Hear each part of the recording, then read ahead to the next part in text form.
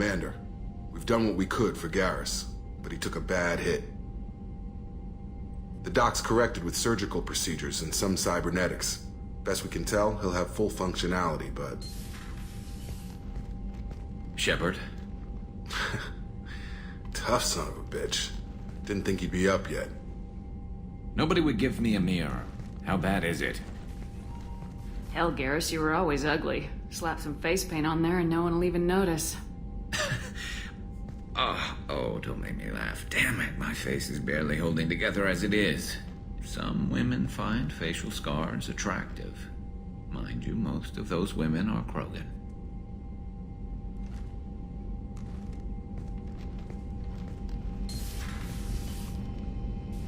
Frankly, I'm more worried about you. Cerberus, Shepard. You remember those sick experiments they were doing? That's why I'm glad you're here, Garrus. If I'm walking into hell, I want someone I trust at my side. You realize this plan has me walking into hell, too. Just like old times. I'm fit for duty whenever you need me, Shepard. I'll settle in and see what I can do with the forward batteries. Hello, ladies and gentlemen, and welcome back to Mass Effect. In the last episode, we rescued Archangel, also known as Garrus, our old friend, from a sticky situation involving mercenaries. You'll be pleased to know, as you will have seen, he survived the ordeal, just about. I mean, his face is a bit fucked up, but you know, what's new?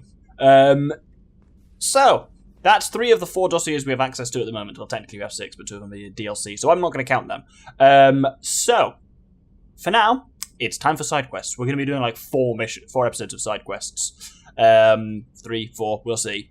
So this episode, we're going to be doing stuff around Omega, a bit of cleanup. First things first, though, we got some shit we can research. We have got shotgun damage. We've got a lot of materials, so we can do all of this. We've got SMG damage. We've got Mordin's prototype Omni tool, which gives him 20% tech damage. That's really nice. That costs some element 0, but we have a fair bit. And we have got our own tech damage upgrade, which is nice for me, because that increases the power of my Incinerate. Which is very handy. Wonderful. It's going to throw quite a few notifications for quite some time now. While it's doing that... Why does she never say it when I walk up to her? Commander, you've received a new message at your private terminal. Thank you, Kelly. There we go. Unread messages. We got 2 of them. From John Whitson. Glad I didn't sign up. Hey, Aria gave me this address. I think I met you at Afterlife on Omega. You stopped me from joining up with those mercs who were trying to take out Archangel. Man, I was so pissed off at you, I got blind drunk that night. It was a few days later before I got it together enough to check the news vids and saw that almost all those mercs had gotten killed by Archangel. I don't know who you are, or if you really got out of there alive yourself, but thanks. I felt really stupid when I heard about the body count and how I could have been a part of it. I'll make the most of what you did for me. John Whitson. So he was the dude who we told to basically fuck off when he was trying to enroll for the Archangel mission 2 episodes ago, so nice to have a bit of closure on that. And now, we get something different. From Cerberus Command. Reports tell us you've been operating in the Omega Nebula. We'd like you to look into a situation on Lorek, a nearby planet in the Fathar system. Scan the planet for a base where we believe Eclipse mercs are holding one of our operatives. You should be able to detect the operative's transmitter. Extract the operative. If the operative is beyond rescue, recover any relevant intel that Eclipse may have collected. This is a very delicate matter, Shepard. We trust in your discretion. So that gives us a mission, which is N7 Lost Operative. You only get this after doing the mission with Archangel, and we will probably be doing that, I suspect, next episode. For now, time to land on Omega. Judging by the quarantine reports, the plague has been completely eradicated, Shepard. I have also run searches for reports on Archangel. The various mercenary groups appear to believe that he is dead. Works for me. Yeah, because they totally won't notice him just walking around Omega. Anyway, we have business in Afterlife with Aria and various others, but first things first, there's this conversation that we've seen little bits of, and I'm going to allow the whole thing to play out, because it's hilarious to me. Aria's expecting me. Ugh. Annoyed. If she were expecting you, you'd be inside. You've let 10 people in while I've been standing here. Uncaring. They were VIPs. Can you even see me over here? Don't you know who I am? Matter of factly. No. Get in line.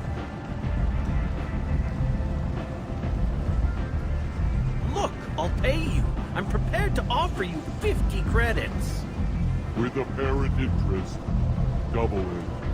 Okay, 100 credits. Amused, double it.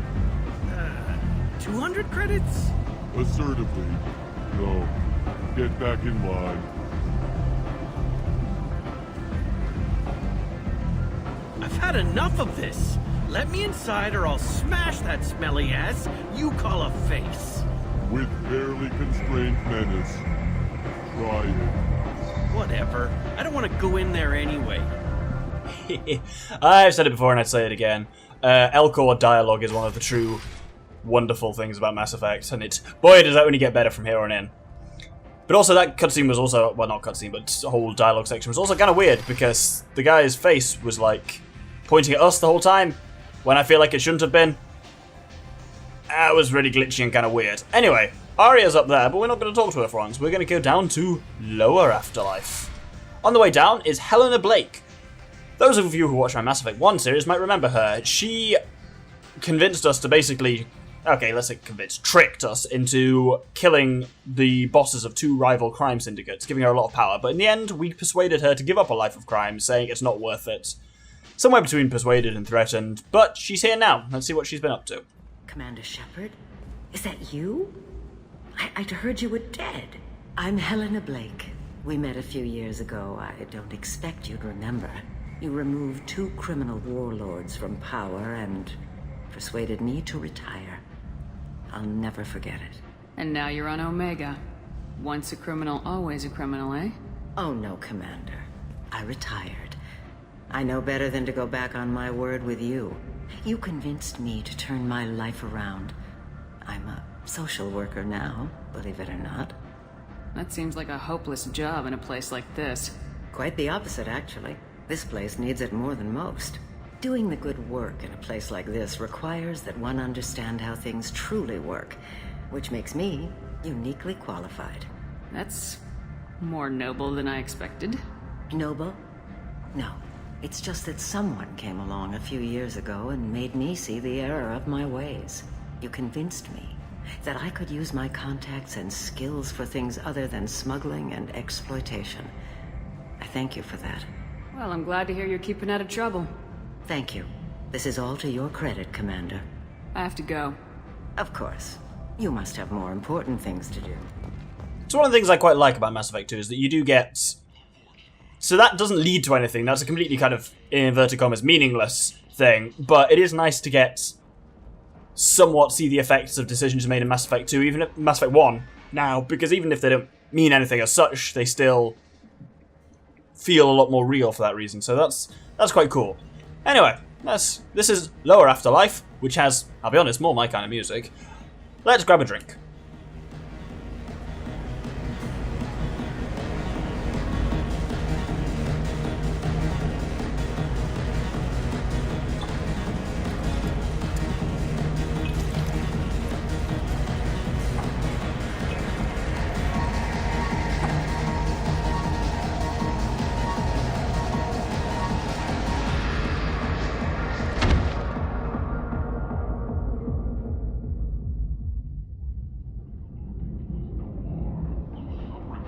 I should have warned you, Shepard. I'm sorry. What's going on here? You ought to be all right. Just take her easy. Looks like you broke the first rule of Omega. Don't order a drink at Afterlife if you're human. That bartender tried to poison me? Tried is the word. As far as I know, you're the first human to survive it. Me and my friend Jake went there to celebrate our new shipping business. He got real drunk. And an hour later, he was puking blood. I think I'll go give that bartender a taste of his own medicine. He won't be expecting you. That's for sure. Give that Batarian bastard what he deserves. Well, though it seems like a bit of an odd move to just suddenly, like, grab a drink like that, that's actually the only way to start off the quest, Batarian Bartender, which we now need to conclude by going up and dealing with him in a number of ways. But first things first... Walking around in this place makes me sick. People still dying. The strong still exploiting the weak. Nothing I did here even made a dent in this. Well, that was very upbeat. I kind of thought it'd be a more interesting... Well, I mean, it is an interesting observation that he feels like he was completely powerless even when he was operating somewhat outside the law as Archangel. Anyway, I'm going to buy some stuff here. There's some research we can buy here, and it's worth noting, research that you buy just gets done automatically. You don't have to spend credits to research it. So if we buy heavy skin weave, which gives us some extra health, We can use this. shotgun damage, which increases shotgun damage, unsurprisingly, and heavy weapon ammo, which does exactly that, we get all three of those, which is very nice. So, there are a few more things we can also gather around the market as well. That was from Ken's Salvage, but if we go to the Omega Market here, then we can also buy some sniper rifle damage, Oh, what's this? which is wonderful. Having now, because we got a lot of credits hanging around, you always seem to end up with marginally, not too much money, because there's always shit you can spend money on, but a lot of money in this game. Anyway, let's head back down to Lower Afterlife. Do I know you? No, you humans all look the same. Here, have a drink on the house. I'm not gonna drink your poison. Neither is anyone else. Oh, crap. Listen, how the hell did you survive? What happens now? Why the hell would you try to kill me? I've done nothing to you. My brothers were stationed on Becky when the humans came in and slaughtered everyone. No one survived. Your people took my family away. Guess I wanted to return the favor. So, at this point, to conclude this quest, you've got kind of three options. You're not worth my time and just kind of leave him alone, which I think does technically resolve the quest, but doesn't feel like much of a resolution. You've got make him drink his own drink, which is wonderful, grim, and unfortunately greyed out because we don't have the requisite morality points for it. Which means I can't also show it off, because unlike in the other game, Mass Effect 1, there's no way to easily farm morality points in this, so you can imagine how that goes down, but what we're going to do is incite the crowd. What do you think these people will do when they find out you're poisoning your customers? Poisoning what now? This has nothing to do with you. Who's next? Turians? You don't like them either, right? Answer the damn question, Forvan. You want a piece of me? I'll leave your corpse for the porch.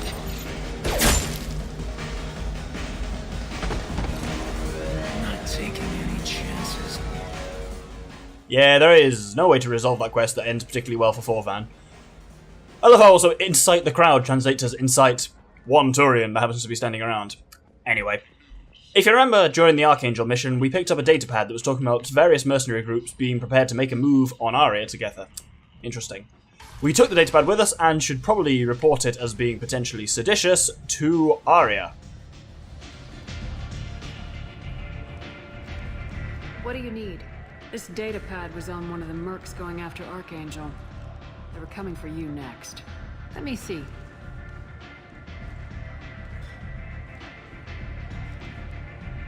Interesting. Would someone like to tell me how this information slipped the net? I'll look into it. Thanks for the heads up, Shepard. Looks like I'll have to do a little cleaning in my organization. Thanks. Maybe I'll come back later. You do that. Well, has anyone figured out who her voice actress is yet? If you haven't, hint, think about the Matrix films. Anyway, down here is Grizz, which is one of Aria's lieutenants. Let's speak to him. Aria has a job she needs doing. You up for some work? That depends on what Arya has in mind. Aria's gotten word that some blood-packed mercs plan to kill an old acquaintance of hers, a Krogan named Patriarch.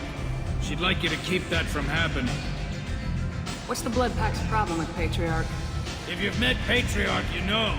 He can't keep his damn mouth shut. Some people don't appreciate his stories, especially when he dips into non-fiction. What's Arya's interest in protecting him? Patriarch was one of her deadliest enemies back in the old days. Now she keeps what's left of him around as a trophy. As long as he lives, he's a perfect example of what happens when you go up against Arya. Why come to me? Arya's usual muscle not up for the job? Because Arya said so. What other reason do you need? People like Arya don't do things without a damn good reason. I want to hear it. Fine, but I didn't tell you this. Got me?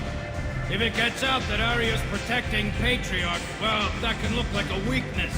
And some people might want to exploit that. You're not on her payroll, so you helping Patriarch just seems like a random act of kindness. I'll look into it. Good.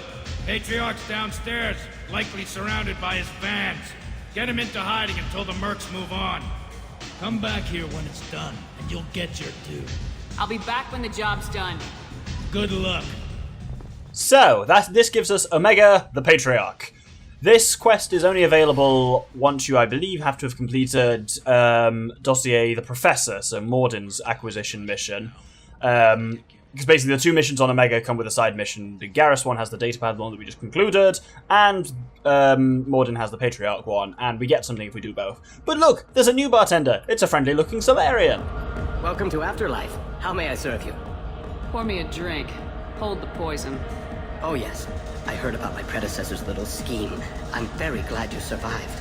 I've been instructed to give you drinks on the house. Rest assured that they will contain no illicit ingredients you haven't asked for.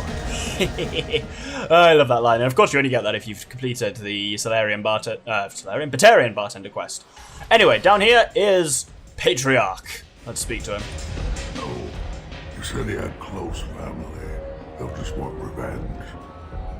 Kill the family first. Then he'll get angry and come at you stupid. And then you kill him. I don't think I know you, human. I'm the Patriarch. Aria's Patriarch. What do you want? What do you know about Aria? A few centuries ago, Omega was my rock.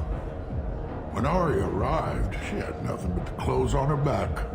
I thought she was another dancer. She killed half my men and convinced the rest that she could run this place better than I did. She came for me here in this bar.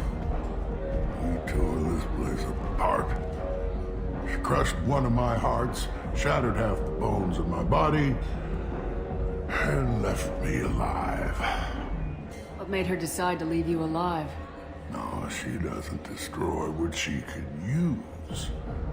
She said I could have all my old comforts if I served as her advisor.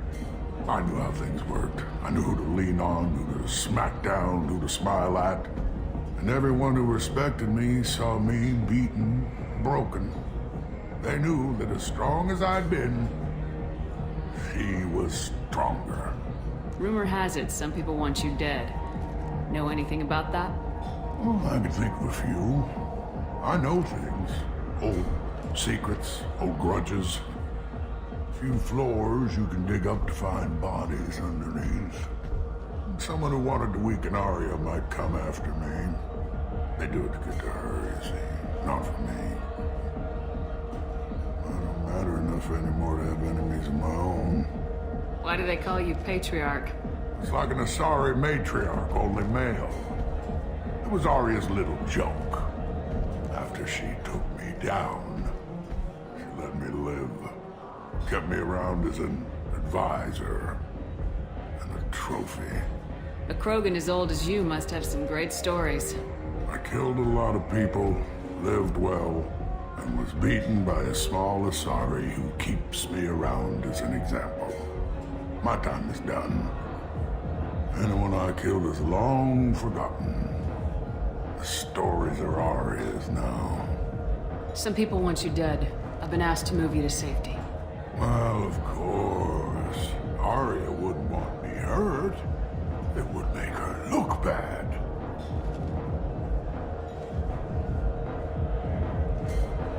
Perhaps Aria's reputation is no longer my concern. Perhaps I will stay. See who thinks me important enough to kill. So, as with a number of missions in this game, kind of like the Batarian one last time, you kind of got three options. You've got the neutral option, you've got the charm option, and the intimidate option.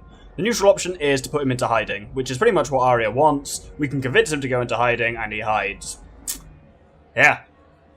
You have the intimidate option, which we don't have access to again, so unfortunately I can't show footage from it, which is you say, "What kind of Krogan are you?" And he's like, "You're right, I'll fight them myself," and runs off, dies in a blaze of glory, but recovers some kind of weird sense of honor. But what we're going to do is say, "Let us be your muscle." Here's an idea. Let me handle the assassins for you. And so your name grows, while I remain an old man who lets others fight his battle. No. You remain a powerful warlord with forces at his command.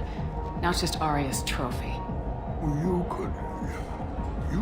could be my Grant, fighting for my honor. If you would do this for me, I would be grateful. I might even be a Krogan again.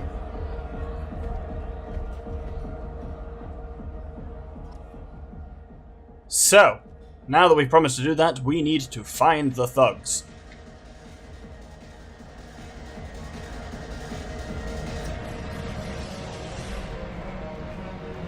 Out of our way, human. You here for Patriarch? What if we are? You gonna do something about it? Patriarch sent us. Said to do whatever it takes. You're Patriarch's Grant? I wasn't aware the old man had one. You should have done your homework.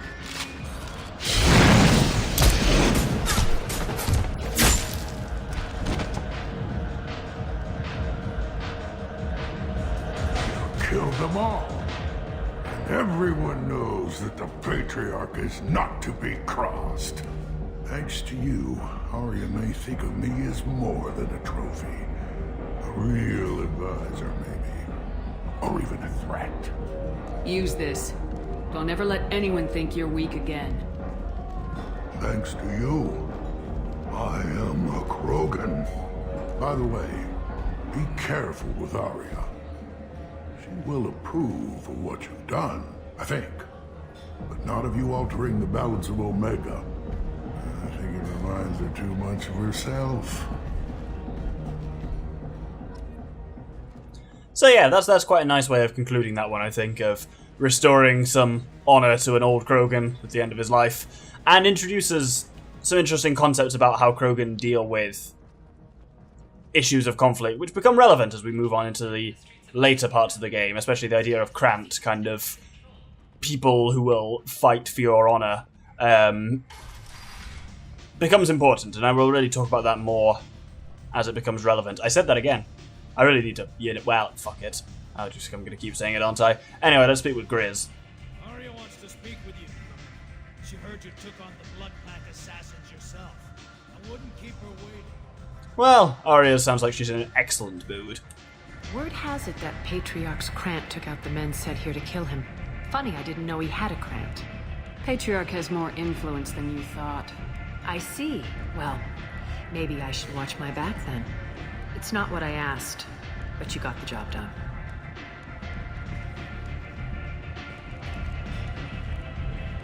You've done a lot for me, Shepard.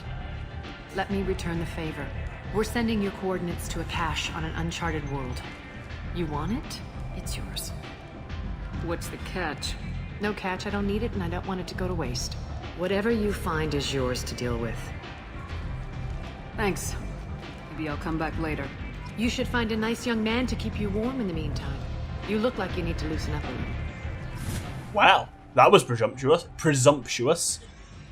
But yeah, so she's given us a quest, which is N7 Eclipse Smuggling Depot. Doesn't matter which order you do them in, but you only get that one once you've done both the Patriarch quest and the Datapad Recovered quest, which means you have to have got both Morden and Garrus for it. So it basically means you have to have cleaned up pretty much everything that's floating around on Omega. And we have done that. There are no more Omega side quests available to us at the moment, which is nice. So, time to head back to the Normandy, for we'll just do a little bit of researching of shit, and then we will do a conversation with a squad mate before closing up the episode. So, as you can see there, research unlocked, M622 Avalanche. As I've mentioned in the past, researching heavy weapon ammo not only increases your maximum heavy weapon ammo, it also unlocks new heavy weapons. So now we can unlock the Avalanche. Cryo-round technology is used to modify standard weapon slugs. A cooling laser collapses the ammunition into a Bose-Einstein condensate, a mass of supercooled subatomic particles capable of snap-freezing impacted objects. Normandy scientists have found a way to apply this technology on a large scale. By generating a Mass Effect containment bubble, this proof-of-concept large weapon technology is effective against armor, shields, and biotic barriers. It is nicknamed the Cryo Blaster. Let's research that bad boy. And now let's look at what our next heavy weapon will be. When we research one more heavy weapon ammo upgrade, we get the Cane. I'm not going to read what it does at the now, but you look at it, it's clearly a mean piece of work. So, I'll talk about that as it becomes relevant. Every time. Every single time. For now, I want to end with a conversation with our newly acquired squad mate, Garrus. Garrus has located himself in the forward batteries, battery being, in that sense, guns. So let's go down and see him. So, through here. There's the guns, and here's the man himself. Let's have a chat. Actually, let's examine the monitoring station and learn about the Javelin weapons, which is the name for the ship's point defense systems. Oh, there's more shit. Oh no, that's just ED. And let's talk to Garrus. Shepard, need me for something? Have you got any upgrade ideas for the Normandy's weapon systems? A few, yeah. Here, take a look. So, Garrus's Normandy upgrade suggestion is in ship enhancement. It is the Thanix cannon, which is a Thanix magnetic hydrodynamic cannon, which is interesting that they mention in the dossier for it, the codex entries for it, that it's actually reverse engineered from some technology that was recovered from Sovereign's attack on the Citadel at the end of the first Mass Effect, which is quite cool. Can't quite avoid it in terms of platinum at the moment, but it means this cannon is powerful enough to destroy a collector ship with repeated hits. I feel like that's... Don't really know anything about collector ships, so how do we know that? But hey, we'll ignore it for now. When you've got the materials for me to upgrade our guns. Have you got a minute? Sure. Just checking the weapon systems. You can never be too careful.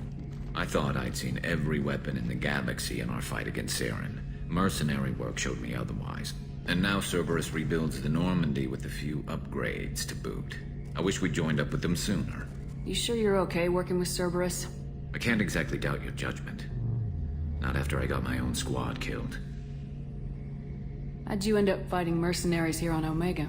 After the Normandy was destroyed, most of us went our separate ways. C-Sec asked me back, but I turned them down. Omega was filled with criminals nobody else could touch. And there was no red tape to slow me down. It was a perfect fit. People here needed someone to believe in. Someone to stand up to the local thugs. That explains how you started. How'd you end up with a squad? Not too different from how you formed your squad to fight Saren, actually. You prove that you get things done, and people join up. Mercs who wanted to atone. Security consultants tired of playing by the rules. I gave them hope. And now they're dead. Shows what I know. What did your merc squad do? Didn't sound like you were available for hire. You saw Omega. It was full of thugs kicking the helpless. I formed my team to kick back. We weren't mercenaries. At least nobody was paying us. We made money by taking down slavers, pirates, or gangs that went too far. It sounds like you were just another gang. Then I'm saying it wrong. We didn't shake anyone down. No civilian casualties. That was our rule. Every member of my team had lost someone to Omega's gangs. We weren't out to get rich. We were out to make those bastards think twice before murdering someone in the street. Tell me about your squad. There were 12 of us, including me. Former military operatives, C-Sec agents, the usual. Had a Solarian explosives expert. Pretty sure he'd spent time in the Special Tasks group. My tech expert was a Batarian, believe it or not. Not the friendliest guy, but he could hack any system ever built. How did those mercenary gangs take down your team? It was my own damn fault. One of my people betrayed me. A Turian named Sidonis. He drew me away just before the mercs attacked my squad. Then he disappeared. Everyone except me is dead because of him. And because I didn't see it coming. I'm not sure I understand. What happened exactly? Sidonis asked for my help on a job. When I got to the meeting point, nobody was there. By the time I got back to our hideout, the mercs had killed all but 2 of my squad. And they didn't last long. Do you know where Sidonis is now? No. His trail vanishes after he leaves Omega, but I'll keep hunting. I lost my whole team except for Sidonis. One day I'll find him and correct that. Thanks for coming by, Shepard. I've got some things to take care of.